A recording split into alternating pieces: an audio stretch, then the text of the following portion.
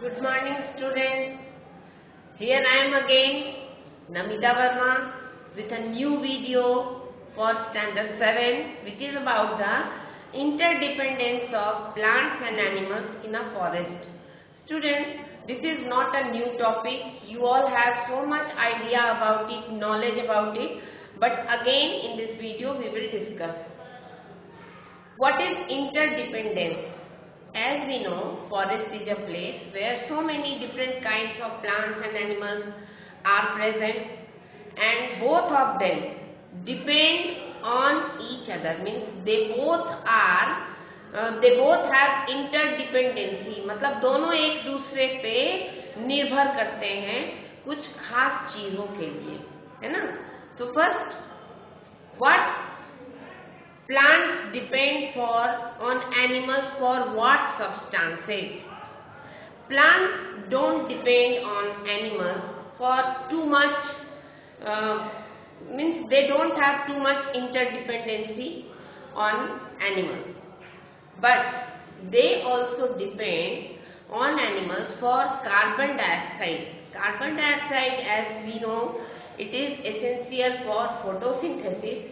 And for photosynthesis, carbon dioxide which is needed is added in atmosphere by animals mostly. Plants also respire, they also release carbon dioxide, but they also perform photosynthesis and respiration. Both processes takes place in their body during the daytime.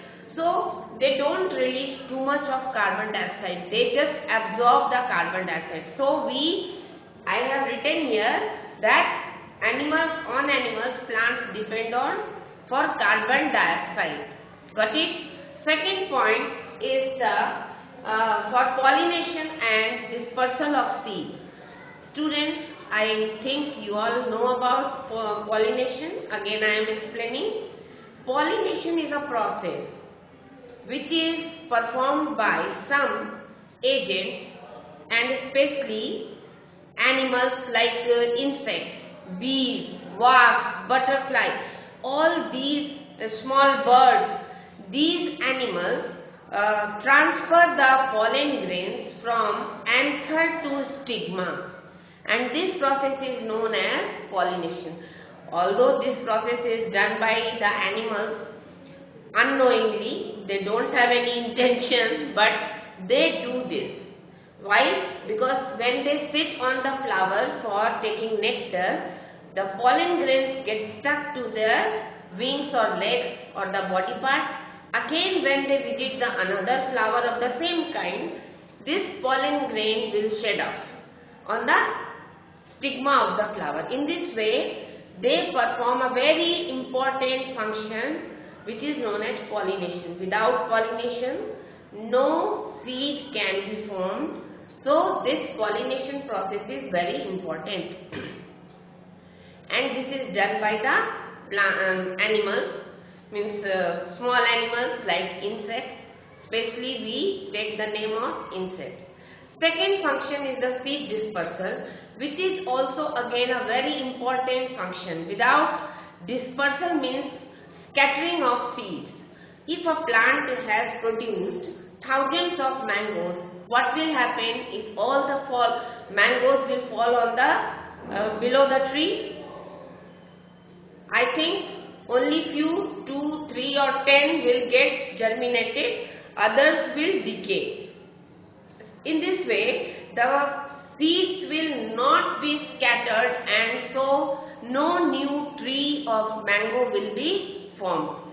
So seed dispersal is very important. Again, as the plants are stationary, they are stuck to their place, so they need some help which is given to them by wind, water, animals, and they have some other mechanism also, means they have spines or hooks, and some of the plants seed get dispersed by their explosion method, but they depend on animals. That's why I have written here that plants also depend on animals for pollination and seed dispersal.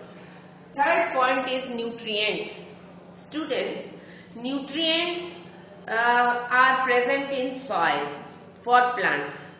So whenever a plant grows in a soil, it takes the nutrients, water, everything from the soil, and this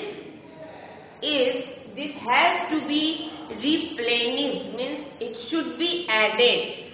In a forest, so many plants are there, animals are there, so all the parts, all the nutrients that they get is by the decomposition of the organic matter, especially the animals which are present in the soil.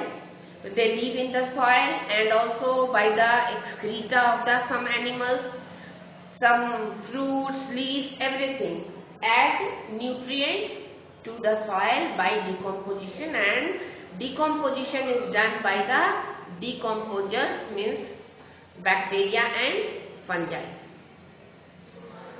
Now second interdependence is about the animals.